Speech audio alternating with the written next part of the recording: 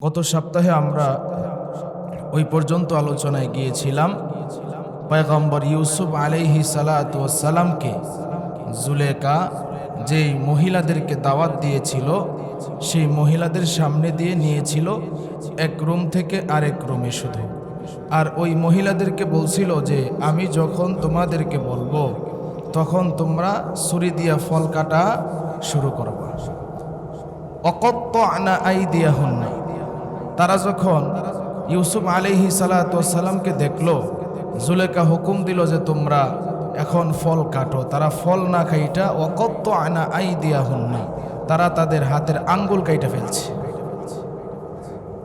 তখন যখন আঙ্গুল কাটছে তখন জুলেখা বলছে, দেখো তোমরা তো আমার ব্যাপারে সমালোচনা করো, তাহলে এখন তো তোমরা নিজের চোখে দেখলা আমার কাছে যে এই লোকটা একদিন নয় 2 দিন নয় আজকে 10 বছর ধরে আছে। কয় বছর? জুলেখা কয় قالت فذلكن الذي لمتنني فيه ولقد راودته عن نفسه فاعتصم ولئن لم يفعل ما آمره ليسجنن وليكون من الصاغرين। জুলেখার এবার ওই মহিলাদেরকে জানায়, তোমরা যার ব্যাপারে আমার নিন্দা করছো এই লোকেরে আমি নিজেই ফুসলাই, সেটা সত্য, কিন্তু আমার ফুসলানিতে কাজ হয় নাই, সে আমার কথা মানে নাই, সে নিজের রক্ষা করছে। সুবহানাল্লাহ। তবে সে যদি আমার কথা না মানে তারে আমি কারাগারে পাঠাবো। তোমরা যদি পারো তাহলে তোমরা ইউসুফরে বুঝাও, তোমরা যদি পারো তাহলে ইউসুফরে একটু বুঝাও। তো মহিলারা ইউসুফরে দেখা তো অবস্থা খারাপ। পয়গম্বর ইউসুফ আলাইহিস সালাতু ওয়াস সালামকে দেখার পর এবার মহিলারাও ইউসুফরে বুঝাইতে লাগলো, ইয়া ইউসুফ, জুলেখার ঘরে থাকো, জুলেখা যা কয় এই কথাগুলো মেনে নাও, জুলেখার কথা অনুযায়ী কাজ করো। ইউসুফ আলাইহিস সালাতু ওয়াস সালাম তো আল্লাহর পয়গম্বর, তিনি তো কোনোদিন এরকম আল্লাহর বিরুদ্ধে কাজ করতে কখনো যাবে না। কথা ঠিক কিনা?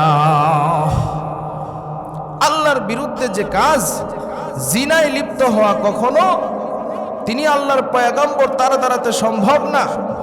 মহিলারা কয়, শোনো, জুলেখার কথাও শোনো, আর না হয় আমাদেরকেও কাছে আনো। নাউজুবিল্লাহ বলেন।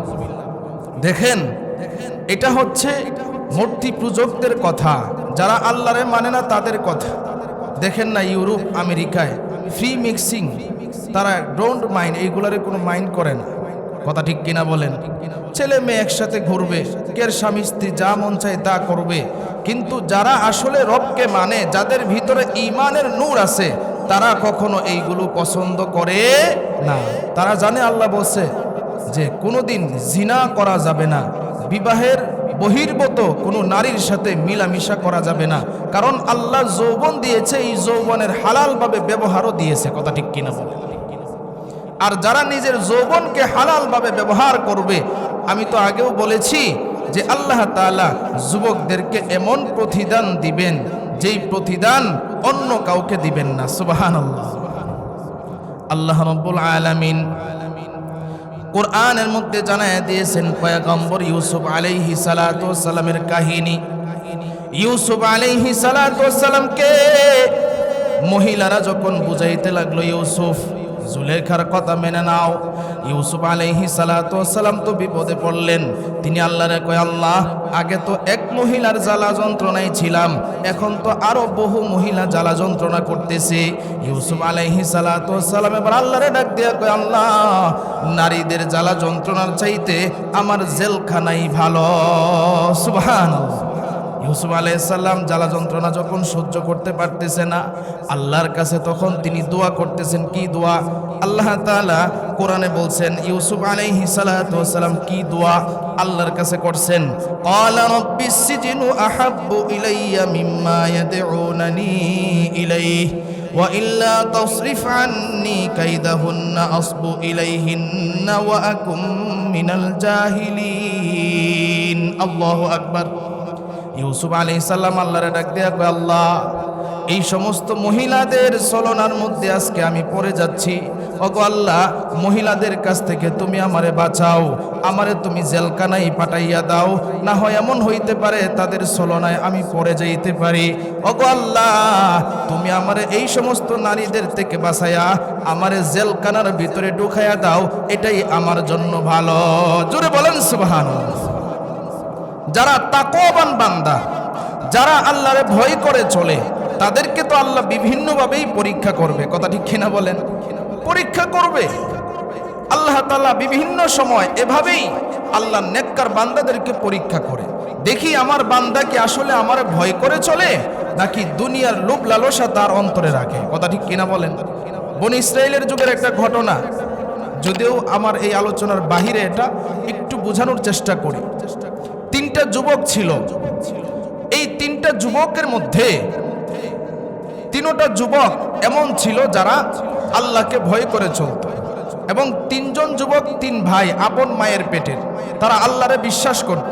তো ওই দেশের বাদশা ঘোষণা দিছে, যারা আল্লাহরে বিশ্বাস করে তারা আমাদের দেশের মধ্যে থাকতে পারবে না, তাদেরকে আমরা হত্যা করে ফেলবো। এই ঘোষণা যখন আসছে, তারা তিন ভাই এখন কি করবে?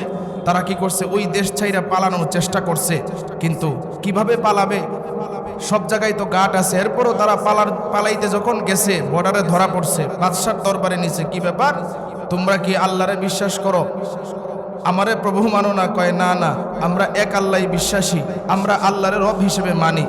তখন বাদশা বলতেছে, শুনো, তোমরা যদি ঈমান ছাড়ো, যা চাইবা আমি তাই দিব, যা চাইবা আমি তাই দিব। তিনো ভাইরে বলতেছে, বলার পরে যদি এখন ঈমান না ছাড়ো তাহলে তোমাদেরকে হত্যা করা হবে। এবার কি করছে? এই লোক যখন দিতেছে, এই ভয় যখন দিতেছে, ভাইয়েরা বলতেছে, শুনেন, আমাদেরকে মারতে পারবেন কিন্তু ঈমান ছাড়াইতে পারবেন না। জোরে বলেন সুবহানাল্লাহ। দুই ভাইকে শহীদ করে ফেললো, একদম সংক্ষেপ। এক ভাই বাকি রইল। এক ভাইরে কয়, শুনো, তোমার যা লাগে সব দিব। যুবক এবার এই যখন বাদশা এই কথা বলছে, বাদশারে একবারে হাত তুইলা কান কষায় একটা চর মারছে। জোরে বলেন সুবহানাল্লাহ। আল্লাহরে ছাড়া কাউকে ভয় পাই না, তুমি আমারে সব দিবা। যে আল্লাহ সব দিতেছে সেই আল্লাহর নাফরমানি আমি কিভাবে করবো? আর তুমি বাদশা, তুমি আর কি দিবা? সুবহানাল্লাহ কোন। তখন বাদশা চিন্তা করলো, সে আমারে অপমান করছে, তারে কোনো না কোনোভাবে ঈমান ছুটাইতেই হবে। এখন তার পরিষদের যে একজন মন্ত্রী ছিল, তারে দেখা কয়, তুমি ঠিক করতে পারবা? কয়, হ্যাঁ। কয়, কিভাবে? বলে, আমার রাজপ্রাসাদে আমার একজন সুন্দরী কন্যা আছে, তারে দিয়া তার চরিত্র নষ্ট করাবো। ইহুদি খ্রিস্টানের এক নাম্বার মিশন হইল, দেখবেন ইহুদি খ্রিস্টানের চক্রান্ত মুসলমান যুবকদেরকে কিভাবে সুন্দরী নারী দিয়ে তাদের চরিত্র নষ্ট করা যায়। এই ষড়যন্ত্র এখন না, আরো আগে থেকেই চলতেছে। কথা ঠিক কিনা বলে? এখন বাসায় নিল, নেওয়ার পরে তার মেয়েটাকে দিয়ে ওই ছেলেটাকে ফুসলানোর চেষ্টা করলো, কিন্তু যুবক তো আল্লাহরে ভয় পায়।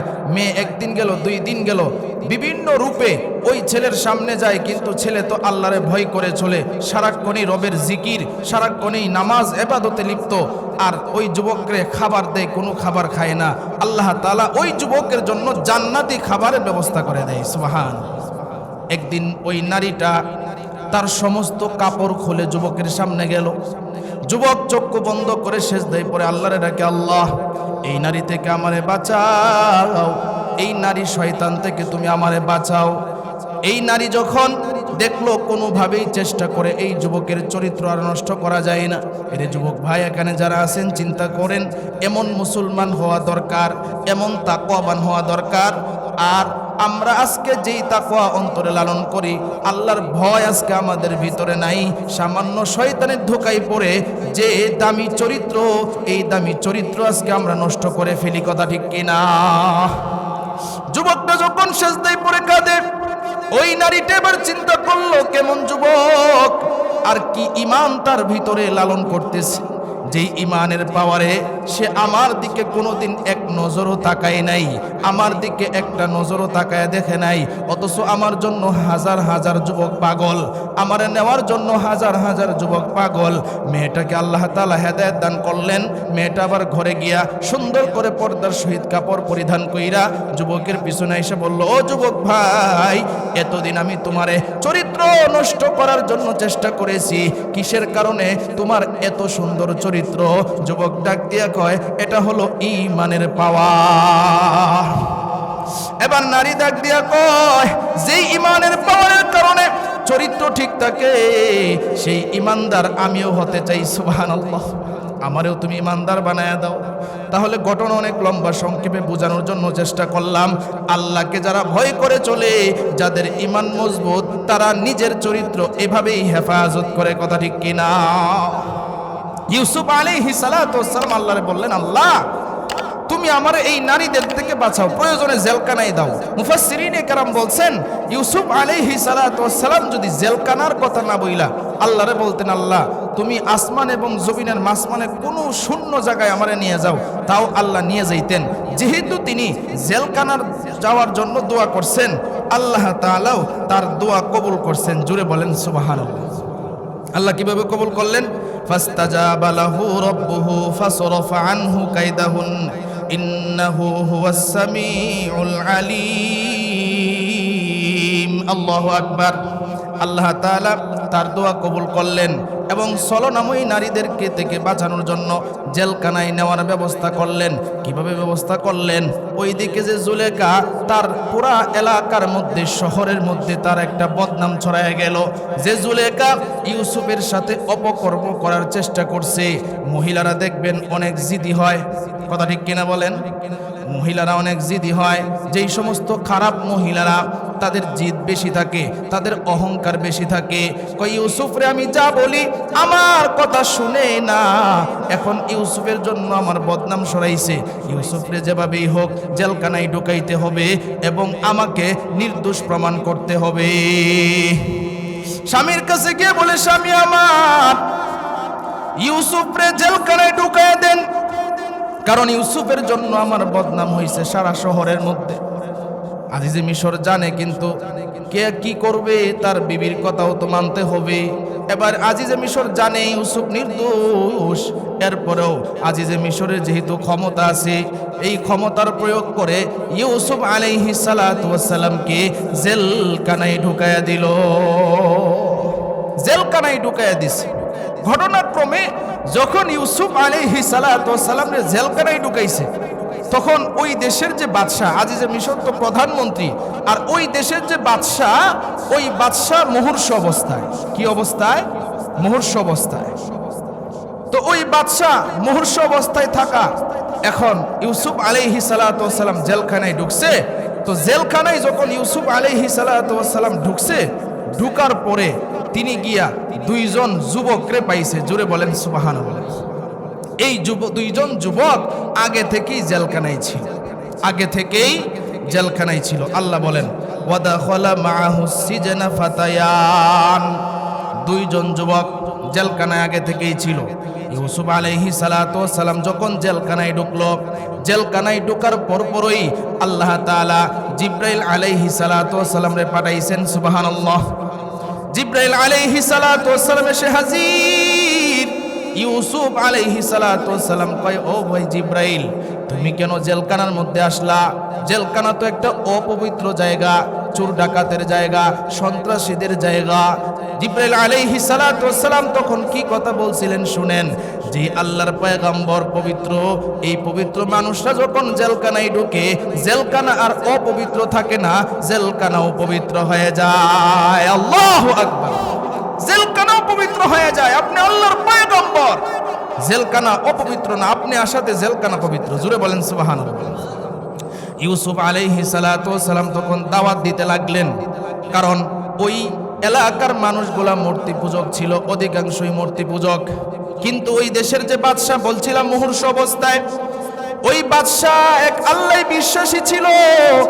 ওই বাদশাহ মূর্তি পূজাদেরকে পছন্দ করত না, কিন্তু ওই এলাকার মধ্যে সমস্ত মানুষরাই মূর্তি পূজা করত। মূর্তি পূজায় বিশ্বাসী ছিল। যে এলাকায় দেখবেন যত মানুষ বেশি থাকে যে দলের, ওই এলাকায় ওই দলের শক্তি বেশি, কথা ঠিক কিনা বলেন? যার কারণে বাদশাহ তিনি কিন্তু এত কাজ বাজ করতে পারে না, তিনি এক আল্লাহ বিশ্বাসী।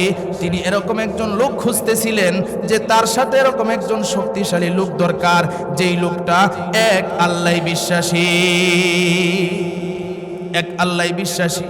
পয়গম্বর ইউসুফ আলাইহিস সালাতু ওয়াস সালাম জেলখানায় ঢোকার পর জেলখানার সমস্ত মানুষ তিনি যখন এক আল্লাহর দাওয়াত দিতে লাগলেন আর বুঝাইতে লাগলেন একজন আল্লাহ, তিনার সাথে কাউকে শরীক করা যাবে না, আল্লাহর ইবাদত করতে হবে, এইভাবে যখন বুঝাইতে লাগলেন, জেলখানার চোর ডাকাত বদমাশগুলো অধিকাংশরাই ইউসুফ আলাইহিস সালাতু ওয়াস সালামের হাতে হাত রেখে তারা এক আল্লাহই বিশ্বাসী হয়ে গেছে। সুবহানাল্লাহ। দেখেন ইতিহাসের শুরু থেকে, এটা কিন্তু আমার বানোয়াট কোনো কথা না, কোরআন থেকে বলতেছি সরাসরি। যারা এখানে ওলামায়ে কেরাম আছেন তারা তো বুঝতেছেন সরাসরি কোরআন থেকে আলোচনা করতেছি, আপনারা যারা আছেন বুঝেন। ইতিহাসের শুরু থেকে, পৃথিবীর শুরু থেকে যেই ইতিহাস হয়ে আসতেছে, আমরা যখন ওলামায়ে কেরাম জেলখানায় ছিল অনেক ঘটনা অনেক আলেমদের সাথেই ঘটছে। 5 ওয়াক্ত নামাজ জেলখানায় চালু হয়ে গেছে। অনেক চোর ডাকাতরা আমাদের ওলামায়ে কেরামের হাতে হাত রেখে তারা তওবা পরে ভালো হয়ে গেছে, কথা ঠিক কিনা? এই যে যখন জেলখানায় ছিল ওলামায়ে কেরাম, শুধু এখন না, ইতিহাস, এটাই ইতিহাসের পাতায় পাওয়া যায় যে সব জায়গায় এরকম জুলুমকারী ছিল, আর যারা হকপন্থী ওলামায়ে কেরাম তাদের উপরে নির্যাতন হয়েছে, কিন্তু আলহামদুলিল্লাহ হকের বিজয় হয়েছে, আর যারা মিথ্যাবাদী তারা পরাজিত হয়েছে, কথা ঠিক কিনা? বুঝতে হবে। একটা কথা আপনাদেরকে না বললেই নয়, এই বাংলাদেশে বিভিন্নভাবে ষড়যন্ত্র হয়েছে এবং এখনো হচ্ছে। যেমন আপনারা গত 2-3 দিন আগে দেখেছেন যে ইসকনের একজন প্রধানকে ধরা হয়েছে, কথা ঠিক কিনা বলেন? চিন্ময় তার নাম, তারে ধরা হয়েছে। তারে ধরার পরে দেখবেন আন্দোলন শুরু হয়েছে, কিন্তু কষ্টের বিষয় হলো ওই সনাতন ধর্ম অবলম্বী যারা, তাদের আন্দোলনের নামে আমাদের এক মসজিদের মধ্যে হামলা করেছে। জোরে বলেন নাউজুবিল্লাহ। আচ্ছা, অ্যাডভোকেট যিনি বড় দিনদার মানুষ ছিলেন সাইফুল ইসলাম আলিফ সাহেব, তিনাকেও শহীদ করেছে। কিভাবে জবাই করে, আল্লাহ তাকে জান্নাতের উচ্চ মাকাম দান করুক, সকলেই বলেন আমিন। আমরা মাননীয় সরকারের কাছে আহ্বান জানাবো, যারা সনাতন ধর্মের নামে এই বাংলাদেশের মধ্যে ইসলামকে ধ্বংস করতে চেয়েছে, যারা ইসকন সংগঠন নামে সন্ত্রাসী কায়দায় বিভিন্ন সময় মুসলমানদেরকে আক্রমণ করেছে, এই সনাতন ধর্ম অবলম্বী যারা ইসকন নামের যে সংগঠন আছে, এই সংগঠন বাংলাদেশে নিষিদ্ধ করতে হবে, কথা ঠিক কিনা বলেন? নিষিদ্ধ করতে হবে, কারণ তারা এই 95% মুসলমানের দেশে ভারতের এজেন্ট হয়ে কাজ করতে চায়। তারা ভাবছে যে মুসলমানদের শক্তি মনে হয় বেশি নাই, কিন্তু বুঝতে হবে মুসলমানের ইমানের শক্তির যে পাওয়ার আছে, এই পাওয়ার তোমাদের এই বাপদাদার 14 গোষ্ঠীরও নাই, কথা ঠিক কিনা বলেন? বাপদাদার 14 গোষ্ঠীরও নাই ইমানের বড় পাওয়ার, কারণ ইমানওয়ালাদের সাথে রব আছে। জুড়ে বলেন সুবহানাল্লাহ। ইমানওয়ালাদের সাথে রব আছে। ইউসুফ আলাইহিস সালাতু ওয়াস সালাম তখন দাওয়াত দিতে লাগলেন, আর সকলেই ইউসুফ আলাইহিস সালাতু ওয়াস সালামের অনুসারী হয়ে গেল। আমি আগেই বলছিলাম ইউসুফ আলাইহিস সালাতু ওয়াস সালামের সাথে 2 জন যুবক, এরা আগে থেকেই জেলখানায় ছিল। তো জেলখানায় ছিল, তাদের পরিচয়টা কি? তারা সাধারণ মানুষ না, তারা হলো রাজ দরবারের মানুষ। তারা কোন দরবারের মানুষ? রাজ দরবারের। কিভাবে রাজ দরবারের? এই দেশের যে বাদশাহ মুহূর্ষ অবস্থায় আছে, ওই বাদশার বাবুর্চি ছিল একজন আর শাহেদারি ছিল একজন।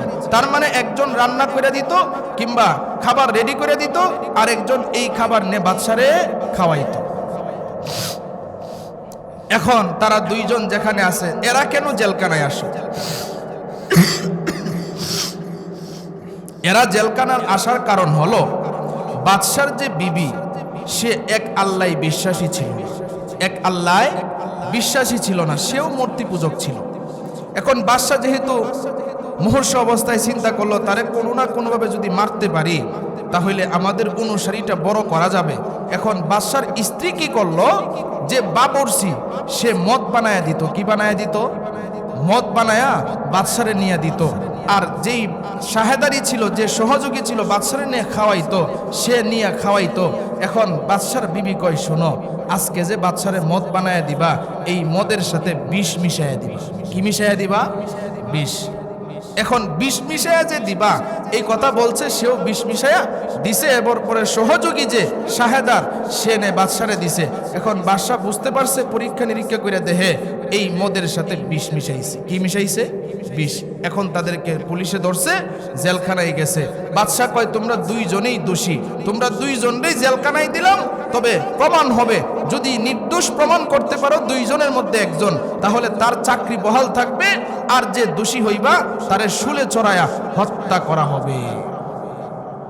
এখন সেই দুইজনও ইউসুফ আলাইহিস সালাতু ওয়াস সালামের বয়ান শুই না, ইউসুফ আলাইহিস সালাতু ওয়াস সালামের ভালো লাগছে, বিশ্বাস করছে। এখন একদিন ইউসুফ আলাইহিস সালাতু ওয়াস সালামের কাছে গিয়া তারা দুইজন বলল, ক্বালা আহাদুহুমা ইন্নী আরানি আ'সিরু খামরা ওয়া ক্বালাল আখারু ইন্নী আরানি আহমিলু ফাওকা রাসি খুবজান তাকুলুত তায়রু মিনহু নাব্বিনা বিতাউইলি ইন্না নারাকা মিনাল মুহসিনিন। আল্লাহু আকবার। দুইজন গিয়ে ইউসুফ আলাইহিস সালাতু ওয়াস সালামের কাছে বলল, ওগো ইউসুফ, তোমারে তো খুব ভালো মানুষ বোঝা যায়, তোমারে খুব জ্ঞানী বোঝা যায়, তবে তোমার কাছে আমরা আসলাম, আমরা একটা স্বপ্ন দেখছি। কি স্বপ্ন? বলে, স্বপ্ন কি দেখছি তোমারে এখন বলবো। ইউসুফ আলাইহিস সালাম বলে, দুইজনে একসাথে বললে তো আমি বুঝবো না। ক্বালা আহাদুহুমা, দুইজনের মধ্যে একজন আগে বলো তুমি কি স্বপ্ন দেখছো, এরপরে পরের জনের স্বপ্ন শুনবো। একজন বলতেছে, ইন্নী আরানি আ'সিরু খামরা, বলে আমি স্বপ্নে দেখি আমি বাদশার মদ রেডি করতেছি। একজনে কি দেখছে? আমি বাদশার মদ বানাইতেছি। এরপরের জন বলল, ওয়াকালাল আখারু ইন্নী আরানি আহমিলু ফাওকা রাসি খুবজান তাকুলুত তায়রু মিন। দ্বিতীয় জন এবার স্বপ্নের কথা কয়, ইউসুফ, আমি স্বপ্নে দেখছি আমার মাথার মধ্যে একটা রুটির পাত্র, যেই পাত্রের মধ্যে অনেক রুটি রাখা আছে, এই পাত্রটা আমি মাথার উপরে নিয়ে আমি যাচ্ছি, কিন্তু আশ্চর্যের বিষয় হলো এই মাথার উপর থেকে রুটি কিছু পাখি আইসা এই রুটিগুলা পাখিরা খাচ্ছে, টুকরায় টুকরায় খাচ্ছে। ইউসুফ আলাইহিস সালাতু ওয়াস সালাম এবার কয়, ঠিক আছে, তোমাদের দুজনের স্বপ্নই আমি শুনলাম, দুজনের স্বপ্নের উত্তর আমি একটু পরে দিতেছি, আগে তোমাদেরকে দুইটা কথা বলে নেই। ইউসুফ আলাইহিস সালাতু ওয়াস সালাম এবার তাদেরকে বয়ান শোনানো শুরু করলেন। ইউসুফ আলাইহিস সালাতু ওয়াস সালাম তাদেরকে কি বয়ান করলেন? ক্বালা লা ইয়াতিকুমা তুআমুন তুরযাকানিহি ইল্লা নাব্বাতুকুমা বিতাউইলি ক্বাবলা আন ইয়াতিয়াকুমা। তিনি বলতেছেন, শোনো, আমাদের জেলখানায় যে খাবার আসবে, এখন খাবার আসার আগে আমি তোমাদেরকে কিছু কথা শোনাবো। যালিকুমা মিম্মা আল্লামানি রাব্বি ইন্নী তারাকতু মিল্লাতা কওমিন লা ইউমিনুনা বিল্লাহি ওয়া হুম বিল আখিরাতি হুম কাফিরুন। আল্লাহু আকবার। ইউসুফ আলাইহিস সালাতু ওয়াস সালাম বললেন, খাবার আসার আগে কিছু কথা আমি তোমাদেরকে বলি। কি কথা? বলে, আমরা যেই আল্লাহ আমাদেরকে খাওয়াইতেছেন পড়াইতেছেন, সেই আল্লাহর সাথে আমরা নিমুখারামি করতেছি। এক আল্লাহ আমরা বিশ্বাসী নই, আমরা বহু খোদাই বিশ্বাসী। আল্লাহ এক আল্লাহ যারা বিশ্বাস করে না, সেই আল্লাহ কি ভালো, নাকি বহু খোদা যারা বিশ্বাস করে সেই আল্লাহ ভালো? আপনি যদি একজন শক্তিশালী লোক যে সব কাজ করতে পারে, তার ব্যাপারে আপনি মজবুত থাকবেন, ঠিক থাকবেন, নাকি বহু খোদাই বিশ্বাসী হবেন? ইউসুফ আলাইহিস সালাতু ওয়াস সালাম এই কথাটা তাদেরকে বুঝাইতেছে, শুনেন, বহু খোদার পূজা করে লাভ নাই, এক খোদার পূজা যদি করো, ইবাদত যদি করো, এটাই হচ্ছে তোমাদের জন্য ভালো। এটা প্রশ্ন ইউসুফ আলাইহিস সালাতু ওয়াস সালাম তাদেরকে করলেন, এইভাবে তাদেরকে বুঝাইতেছেন। এরপরে তিনি বলতেছেন যে আমি এমন একটা লোক, আমি কিন্তু এক আল্লাহ বিশ্বাসী, আর এটা শুধু আমি একা নয়, আমার বংশ পরম্পরায় আসছে। জোরে বলেন সুবহানাল্লাহ।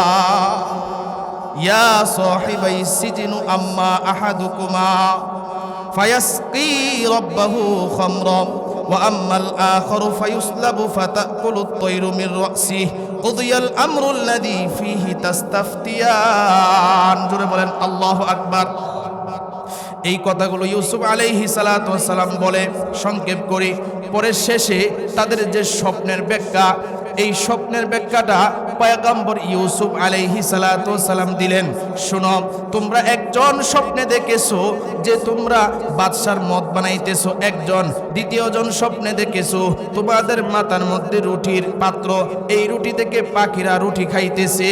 ও যুবকরা শোনো, যেই লোকটা স্বপ্নে দেখেছো তুমি বাদশার মদ বানাইতেছো, তোমার চাকরিও ঠিক থাকবে, তোমার চাকরি বহাল থাকবে। আর যেই লোকটা দেখেছো তোমার মাথার বহর থেকে পাখিরা রুটি খাইতেছে, তোমার শুলে চড়ানো হবে, তোমাকে বিচার করা হবে। তুমি হইলা দোষী। কেন তুমি দোষী? কারণ তুমি ছিলা বাবুর্চি, তুমি বিষ মিশায়া সহযোগীর কাছে দিছো, সাহেদারির কাছে দিছো, সে বাদশার কাছে নিছে।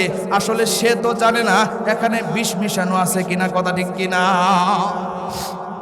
সে তো জানে না যে এখানে তুমি বিষ মিশাইয়া দিছো কিনা, তাহলে তার তো কোনো দোষ নাই। দোষ তোমার, তুমি মদের মধ্যে বিষ মিশাইয়া দিছো, সুতরাং বিচার তোমার হবে। তো দ্বিতীয় যেই লোকটা সে বাবুর্চি ছিল, সে বলে সে যেহেতু স্বপ্নের কথা বলছে সেই কারণে আমিও আপনার স্বপ্নের কথা একটা মিথ্যা কথা বলছি, আমি মূলত রুটির স্বপ্ন দেখি নাই। ইউসুফ আলাইহিস সালাতু ওয়াস সালাম কয় দেখো আর না দেখো এটাই ফাইসালা। কিছুদিন পরে দেখা গেল বাদশা তাদেরকে ডাকছে, তারা প্রমাণিত হয়েছে যেই লোকটা স্বপ্নে দেখছিল মদ বানাইতেছে, সহযোগী ছিল, সাহেদারি ছিল, ওই লোকটার বিচার হয় নাই, সে খালাস পেয়ে গেল এবং তার চাকরিও বহাল থাকলো। আর যেই লোকটা এই রুটি তার মাথার উপরে দেখছিল, স্বপ্নও দেখে নাই, মিথ্যা কথা বলছে, এই লোকটাকে বাদশা শুলে চড়াইছে এবং পাখি আইসা তার মগজ ঠুকরায় ঠুকরায় মগজ খেয়ে ফেলছে। সুবহানাল্লাহ কইতেন না? এখন ইউসুফ আলাইহিস সালাতু ওয়াস সালাম স্বপ্নের ব্যাখ্যা দিলেন। দেওয়ার পরে তারা যখন জেলখানা থেকে যাওয়ার সময় আবার ইউসুফ আলাইহিস সালাম বললেন, শোনো, তোমরা গিয়া তোমাদের প্রভুর কাছে, মালিকের কাছে একটু আমার কথাটা বলো। এরপরে যেহেতু সময় নেই, এরপরের সপ্তাহে কি কথা বলবে কি বলবে না এই আলোচনা ইনশাল্লাহ হবে।